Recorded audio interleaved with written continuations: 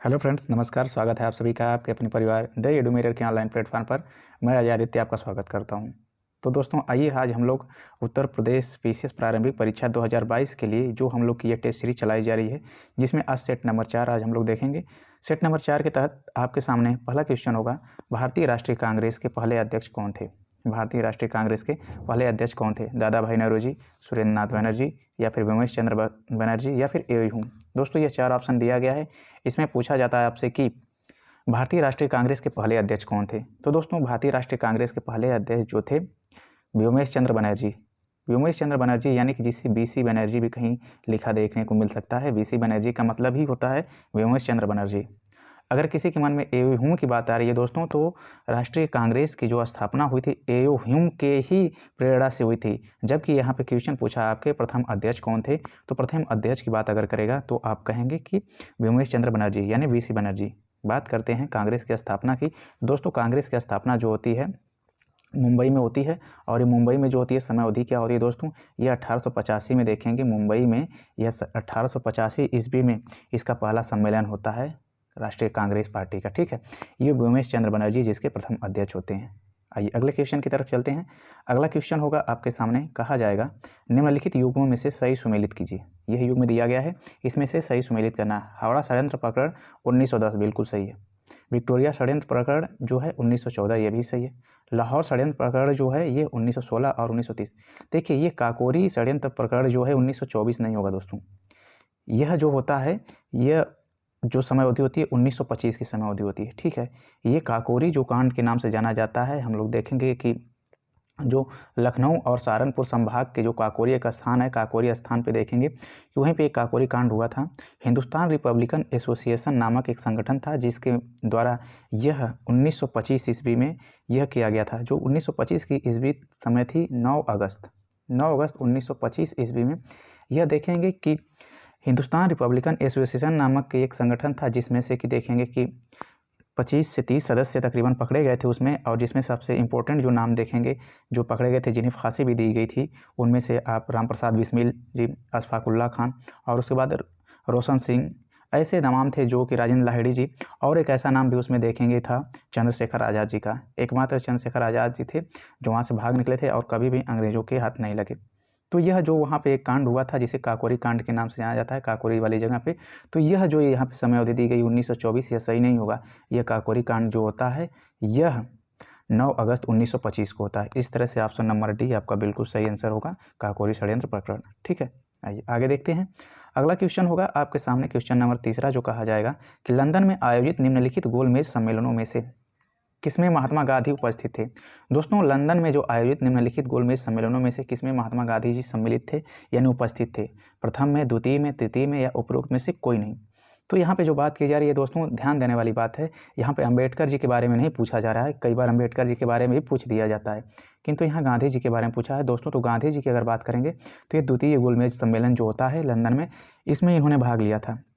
द्वितीय गोलमेज सम्मेलन की बात किया जाए तो 7 सितंबर 1931 है ना, 7 सितंबर 1931 से लेकर यह चलता है 1 दिसंबर 1931 तक। ठीक है, और दोस्तों देखेंगे कि यह जो होता है, यह सहमति गांधी जी की कैसे बनती है, तो गांधी इरविन समझौता होता है। और 1 मार्च 1931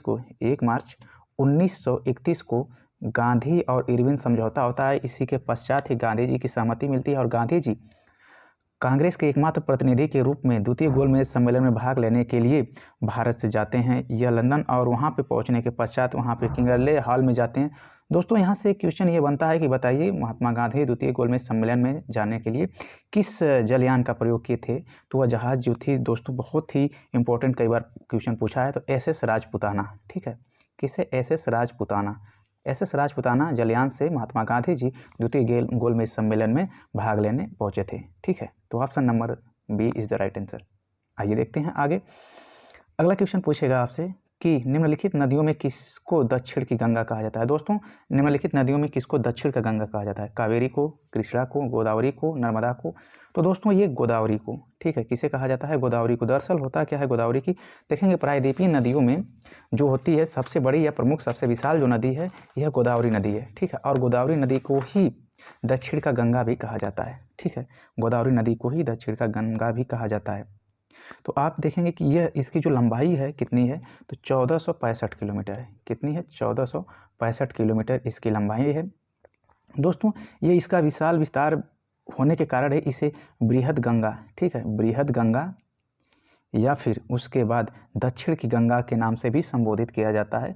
यह कौन सी नदी है? तो गोदावरी नदी को, ठीक है। आइए देखते हैं आगे अगले क्वेश्चन की तरफ। नेक्स्ट क्वेश्चन होगा यह दोस्तों कि निम्नलिखित में से कौन विश्व का सबसे ऊंचा ज्वालामुखी पर्वत है? दोस्तों यहाँ पे पूछा गया है कि जो सक्रिय ज्वालामुखी कौन सा है, माउंट पिनाटुबो, माउंट किलिमंजारो या माउंट ताल या फिर माउंट कोटोपैक्सी। तो दोस्तों विश्व का सबसे ऊंचा जो सक्रिय ज्वालामुखी है ये माउंट कोटोपैक्सी है, ठीक है। माउंट कोटोपैक्सी कहाँ पे है? तो दक्षिण अमेरिका में है। कहाँ पे? दक्षिण अमेरिका में, ठीक है। दक्षिण अमेरिका के महाद्वीप में सक्रिय ज्वालामुखी जो है, और ये कहाँ पे है? तो दक्षिण अमेरिका के इक्वाडोर में, ठीक है। कहाँ पे? इक्वाडोर। ये सक्रिय ज्वालामुखी जो कि सबसे ऊंचे ज्वालामुखी पर्वत में माउंट कोटोपैक्सी को रखते हैं, ठीक। सबसे निष्क्रिय ज्वालामुखी की बात किया जाए तो एकाकागुआ, ठीक है। अगर निष्क्रिय की बात कर देगा कभी तो एकाकागुआ, ठीक है। ये भी कहाँ पे है? वहीं, ठीक है, एकाकागुआ। ये भी कहाँ है? तो ये निष्क्रिय जो है साउथ अमेरिका में ही है। तो आपका ऑप्शन बनेगा क्वेश्चन के according mount Cotopaxi. Option number D is right answer, बिल्कुल सही होगा। आइए आगे देखते हैं। अगला क्वेश्चन पूछा जाएगा आपसे, क्वेश्चन नंबर 6 कि सूची 1 को सूची 2 से सुमेलित करिए तथा सूचियों के नीचे दिए गए कूट का प्रयोग करते हुए सही उत्तर का चयन कीजिए। सूची एक साइड दिया है ज्वालामुखी और दूसरी साइड दिया है देश। तो देखिए यहाँ पे जो ज्वालामुखी और देश दिया है इसमें जो बातें की जाएगी जो है सवनकाया, ठीक है। तो यह कहाँ पे है, कौन से देश में? तो दोस्तों यह जो होता है ये इंडोनेशिया में। कहाँ पे? इंडोनेशिया में। और बात किया जाए यहाँ पे माउंट एटम की, तो यह कहाँ पे है दोस्तों? तो यह आपके बनेंगे मैक्सिको में, ठीक है। और उसके बाद देखा जाए कोलिमा कहाँ पे? तो इटली में। और मेसिपी पेरू। तो इस तरह से आपका ऑप्शन बनेगा जो 3, 4 और उसके बाद 1 और ये इधर जो बनता है 2, 3, 4, 1, 2, आपका ऑप्शन नंबर बी बिल्कुल सही होगा क्वेश्चन के अकॉर्डिंग, ठीक है। आइए देखते हैं आगे। अगला क्वेश्चन आपके सामने रखा गया है, निम्नलिखित में से किस अनुच्छेद को राष्ट्रीय आपात के दौरान निलंबित नहीं किया जा सकता? दोस्तों बहुत इंपॉर्टेंट है, निम्नलिखित में से किस अनुच्छेद को राष्ट्रीय आपात के दौरान निलंबित नहीं किया जा सकता? अनुच्छेद 14-15, अनुच्छेद 19-20, अनुच्छेद 21-22 या फिर उसके बाद अनुच्छेद जो पूछा गया है 20 तथा 21। बहुत इंपॉर्टेंट है दोस्तों। देखेंगे कि देश में जब राष्ट्रीय आपात लगता है, भारतीय संविधान में देखेंगे एक अनुच्छेद होता है 352 के तहत संपूर्ण देश में राष्ट्रीय आपातकाल लग जाता है। जब राष्ट्रीय आपात की घोषणा हो जाती है तो सारे जो भी हमारे मौलिक अधिकार दिए गए हैं अधिकांश निलंबित, स्वतः निलंबित हो जाते हैं। जिसमें देखेंगे अनुच्छेद 19 होता है यह, तो जिसमें 6 प्रकार की स्वतंत्रता दी गई है, यह स्वतः निलंबित हो जाता है। किंतु यहाँ पे पूछा गया आपात के दौरान निलंबित नहीं किया जा सकता है किसी हाल में। यह 2 जो अनुच्छेद होंगे जिसे निलंबित नहीं किया जा सकता है, तो वह कौन से अनुच्छेद होंगे दोस्तों? तो इसमें 20 और 21। कौन से 20 और 21 ऐसे अनुच्छेद हैं जो निलंबित नहीं किए जा सकते हैं आपातकाल के दौरान भी। और यह जो कि कब से शुरू किया गया, अर्थात कहने का मतलब यह है कि इसके पहले देखेंगे कि इनका भी निलंबन हो जाता था। वह भारतीय संविधान में एक 44वां संविधान संशोधन होता है, ठीक है। और यह 1978 में होता है, जिस समय मोरारजी देसाई की जनता दल की सरकार होती है। और वहाँ पे कहा जाता है कि भारतीय संविधान के अनुच्छेद 352 के सहारे अगर आपातकाल की स्थिति होती है तो उस समय सारे अनुच्छेद जो मौलिक अधिकार निलंबित हो सकते हैं, किंतु अनुच्छेद 20 और 21 का निलंबन नहीं किया जाएगा, ठीक है। ऑप्शन नंबर डी बिल्कुल सही होगा क्वेश्चन के अकॉर्डिंग। आइए देखते हैं नेक्स्ट क्वेश्चन।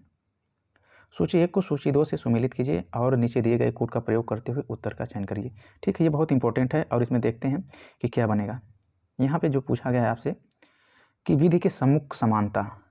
देखिए विधि के सम्मुख समानता क्या समता का अधिकार अनुच्छेद 14, ठीक है।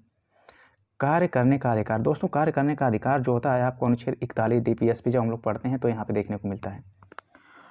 और उसके बाद कार्य करने के लिए सही और मानवीय शक्तियाँ, ठीक है, यानी कि स्थितियाँ जो होती हैं मानवीय स्थितियाँ, यानी कि कार्य आपको अगर मिल भी जाता है तो उसके बाद मानवीय जिस यानी स्थितियाँ होनी चाहिए। ऐसा नहीं किसी सुदूर क्षेत्र में भेज दिया जाए, तो वहाँ पे आपके रहन पहन जो भी होता है इन सब के लिए स्थिति अनुकूल होनी चाहिए। अनुच्छेद 42 होता है। बच्चों के लिए मुफ्त तथा अनिवार्य शिक्षा देखेंगे दोस्तों DPSP में जब बात की जाती है अनुच्छेद 45 में भी की गई है। क्योंकि देखेंगे हम लोग जब 21 का ए तो देखने को मिलता ही है और मूल कर्तव्य में भी देखेंगे 51 कम है, मगर यहाँ पे DPSP में भी अनुच्छेद 45 भी यहाँ पे देखेंगे 6 से नीचे तक के बच्चों के लिए भी यहाँ पे अनिवार्य मुक्त शिक्षा की बात करता है। तो आपका ऑप्शन इसमें बनेगा 3, 4, 1 और 2, 3, 4, 1 और 2। ऑप्शन नंबर बी बिल्कुल सही होगा, ठीक है। यह अनुच्छेद दिए गए अनुच्छेद के माध्यम से पूछा गया है कि किस अनुच्छेद में क्या प्रावधान किए गए हैं। ठीक है, आइए देखते हैं अगला क्वेश्चन। निम्नलिखित में से कौन सा भारतीय अर्थव्यवस्था का प्रमुख लक्षण है? दोस्तों, भारतीय अर्थव्यवस्था का प्रमुख लक्षण क्या है? पूंजीवादी अर्थव्यवस्था, समाजवादी अर्थव्यवस्था, मिश्रित अर्थव्यवस्था या उपरोक्त में से कोई नहीं। तो दोस्तों, भारत में अगर बात किया जाए भारतीय अर्थव्यवस्था का प्रमुख लक्षण, तो यह मिश्रित अर्थव्यवस्था है। ठीक है, कैसी अर्थव्यवस्था है? मिश्रित है। मिश्रित का मतलब होता है सार्वजनिक तथा निजी, है ना, दोनों को यहाँ पे क्या दी जाती है? मात्रा दी जाती है, दोनों का मिश्रण होता है, यानी कि सार्वजनिक स्तर भी और निजी स्तर पर भी यहाँ पे दी जाती है नीतियों को यहाँ पे प्रश्न। तो आप कह सकते हैं कि यहाँ मिश्रित अर्थव्यवस्था है। ऑप्शन नंबर सी होगा, भारतीय अर्थव्यवस्था का प्रमुख लक्षण मिश्रित अर्थव्यवस्था है। आइए आगे देखते हैं। आज का अंतिम क्वेश्चन होगा क्वेश्चन नंबर 10। CFL का फुल फॉर्म क्या होता है, यानी कि CFL का पूर्ण रूप क्या होता है? तो देखिए, बहुत इंपॉर्टेंट क्वेश्चन हो गया। जैसे CFL क्या होता है आप लोग देखे ही होंगे, आपके आसपास में लगा होगा। सेफल जैसे होता क्या है कि ऊर्जा की बचत के लिए लगाया जाता है, यानी कि कम ऊर्जा में ही ज़्यादा प्रकाश मिल जाता है हम लोग को। सेफल तो इसी का फुल फॉर्म क्या होता है? तो कॉम्पैक्ट फ्लोरेसेंट लैंप होता है। ठीक है, जो लैंप आपके आसपास होगा जो ऊर्जा की बचत करता है और कम ऊर्जा में ज़्यादा प्रकाश देता है, तो इसी की बात की जा रही है कि इसका फुल फॉर्म क्या होता है। आपको अगर पता होगा तो अच्छी बात है, नहीं तो इसका जो फुल फॉर्म होगा कॉम्पैक्ट फ्लोरेसेंट लैंप होता है, CFL का फुल फॉर्म। तो दोस्तों, आज का हम लोग जो टारगेट किए हैं, आज 10 क्वेश्चन बहुत इंपॉर्टेंट थे। हमारे उत्तर प्रदेश प्रारंभिक परीक्षा जो 2022 में आयोजित करानी है, तो इसके दृष्टिकोण से और अन्य प्रतियोगी परीक्षाओं के लिए भी ये GS का एक सेगमेंट आता है, उसके लिए महत्वपूर्ण है। आई होप कि आपको पसंद आ रही हो सीरीज, तो लाइक करके दोस्तों तक भी शेयर करिए। चैनल को नहीं सब्सक्राइब किया, चैनल को सब्सक्राइब करिए। फिर नेक्स्ट सीरीज में हम लोग कल मिलेंगे, तब तक जुड़ने के लिए बहुत धन्यवाद। थैंक यू दोस्तों, जय हिंद, जय भारत, नमस्कार।